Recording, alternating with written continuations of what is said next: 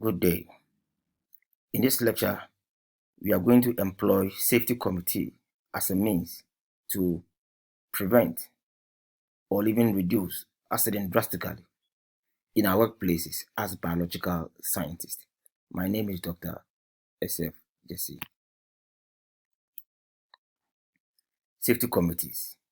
Safety committees are a proactive mechanism that is normally put in place to ensure that accidents do not occur in our workplace, even at the labs that we work, research institutions, and even food production companies that are the preserve or some of the areas where biological scientists work.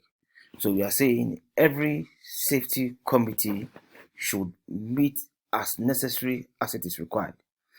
Before they meet, there are some four important parameters that must be considered. We need to look at the number of members on that committee, respect to the number of employees within the establishment.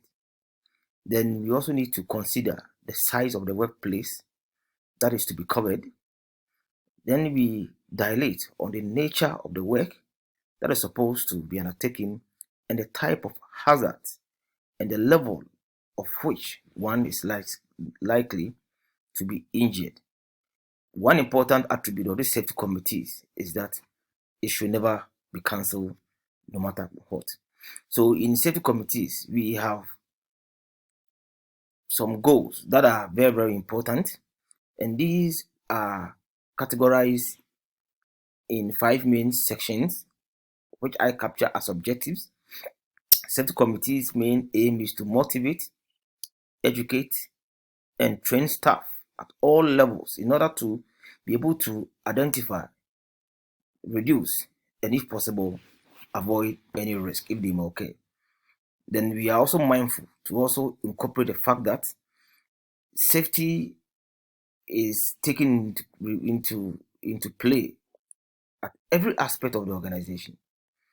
Then within these committees, we are also being reminded to create a culture where each person is responsible for his own safety and the safety of others. So in public health, you're looking at your safety and the safety of others. Then we are also being advised to encourage and utilize new ideas from all resources as much as possible. So there are 4 points that I want students to remember. These you must always carry with you anytime you are working in an area where safety is required. You must always communicate. Communication simply means that if there is anything about safety, people must be kept in the loop system. Then each and every one of you, being an employer, employee, or even whoever you find yourself, you must be dedicated. Then there is a conscious effort to also build partnership between management and employees of that company. And also, we are also advising that you also incorporate teamwork as part of this point. So I want you to consider yourself working for a research institution like Noguchi in this era of COVID-19 infection that has turned into a pandemic that has come. You may be working in any of these research institutions to be able to work safe so that you don't employ nosocomial infection. Nosocomial infection simply means infections that are acquired at the hospitals. Then you are supposed to take the 4 points by communicating, dedication, partnership, and even participation. Now, the question I want to ask you is that how effective can a safety committee be? I would want you to discuss on your own. This may be an assignment that I would ask you to probably send to me at a given time to be communicated to you. Safety committee. One main attribute of every safety committee is that safety committee must always have a written and duly publicized statement, which is an effective means of providing guidance and demonstrating commitment to each member of the committee and even the employees who end up using these reports from these committees. Safety committee should focus on two main goals: the long-term goal and the short-term goal. Within each long-term goal, there are short-term goals that include assignments in between meetings that you can give to members of the committee to undertake and bring back to your regular meetings. And then also within this long-term goal, there are short-term goals that include working towards achieving the long-term goal in bits and pieces. Within these long-term goal objectives, you must always give yourself time, because you can't have a committee that is working forever. So you can give yourself time, maybe a month, 2 months, or 6 months, depending on the depth of problem you are supposed to investigate. How do we plan for safety meetings? To plan for every good meeting, there must be a well thought out plan which you intend to follow out to be able to go through the meeting. So we are saying, first of all, you need to select a topic. A topic can be the number of accidents that have occurred in a particular place. If it is found out that you are working in a place like KCCR and you end up getting reportage of people getting infection from samples, you could pick that one up as a topic to discuss. If there are machinery that is also being used in the workplace and the machinery ends up getting accident in the workplace, it can also be picked up. But like I'm saying, there must always be a topic that needs to be investigated. Then you set and post the agenda right before time. This is to give committee members adequate time to prepare before they show up for the meeting. Then you schedule a safety meeting itself. Schedule means that you announce it and you give a time where people will converge. And then you are also asked to prepare the meeting sites. This is normally done by the porter in consultation with the secretary. And then you encourage people to participate, probably by providing item 13, if possible. In conducting the safety committee itself, you must ensure that you provide an attendance list so that people who come can sign in, for you to have a rough idea who turned up and who couldn't turn up. There must always be an agenda. You can't just call for a meeting without an agenda. There must be an agenda for the day. Once the agenda for the day is properly introduced by the chairman, then the chairman of the committee needs to call the meeting to order, where you have the chance of reviewing all the meeting topics. After the review, if there are some topics that were not covered, you can add them, but as much as possible, you must cover any old businesses before you look at the primary meeting topic, and then you can plan for future agenda. Then you can close your meeting and then you can document. Agenda. The agenda or the agendum is a very important part of every safety committee meeting. On this slide, I'm going to give you a rough idea how you can prepare your agenda.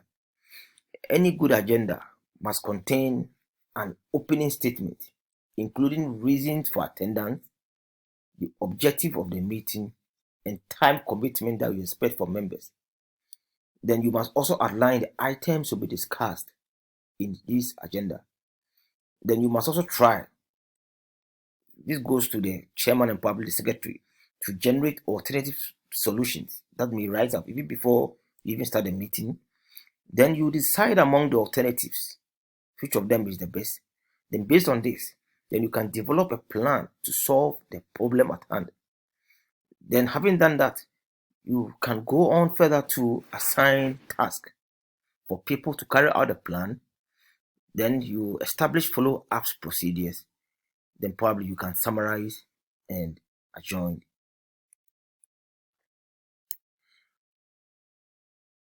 What are some of the regular agenda items that can be considered during safety committee meetings?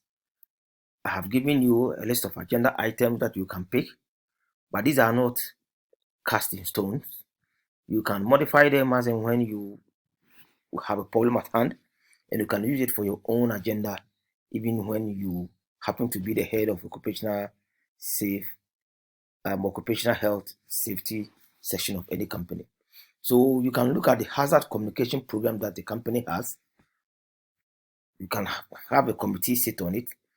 You look at it and then you get a tailored made one for your program. Then you can also decide to look at the personal protection equipment, which is one of the very important things that are used if you want to work safely. Then you can also look at your respiratory protection system, whether they are enough nose mask or face mask, as you may call it. Then you can also have a committee look at housekeeping behaviors. Housekeeping behaviors is simply how tidy your workplace is, whether there are no losing wires. Then you can also have machine safeguarding. Are the machines that you are working with quite protected? If you're working in a lab, are you having hoods where you could do your inoculation stuff like that? Then you could also have a committee to look at your safety audit, and then you can look at your record keeping and even an emergency response plan. So, like I said, these are all agenda items that you can pick in your workplace. Majority of these you can tailor them to suit your plan depending on where you work. Now let's just look at the emergency plan. Emergency plan are plans that are normally put in place to avert a possible occurrence of an accident. Now let us take the scenario of the COVID virus pandemic that is there. You happen to be working in an academic or a research institution where there is lab. You are testing samples. You are testing. Now, somebody can decide to bring a sample in a vial or in a very big box, and this box is likely to probably uncover and explode, and it will be in the air. What are some of the emergency response plans that you could put in place? Now, we are saying you must always anticipate what could go wrong and plan for situations. So, in such a case, you are looking at accidental exposure of samples that have been taken from the field. Then you can even encourage workers in that center to go on a drill. A drill simply means that you would stimulate an exposure happening and see how people will respond to such a drill. Emergency response plan. What are the components? There must always be an alarm system. These alarm systems are triggered when such an exposure happens. Then there must be procedures for employees who remain to operate critical plants to evacuate before who need to stay behind for the rest of the people to leave before he leaves. There must be procedure for them. There must be rescue and medical duties for those employees who may be performing those tasks. Assuming there is an exposure and people are running to leave the scene, people need to remain to make sure machines are turned off. Those people could be exposed. There must be procedure to make sure they are catered for. And then we are saying names and job titles of those who can be contacted for further information or explanation for those on duty plan to be catered for.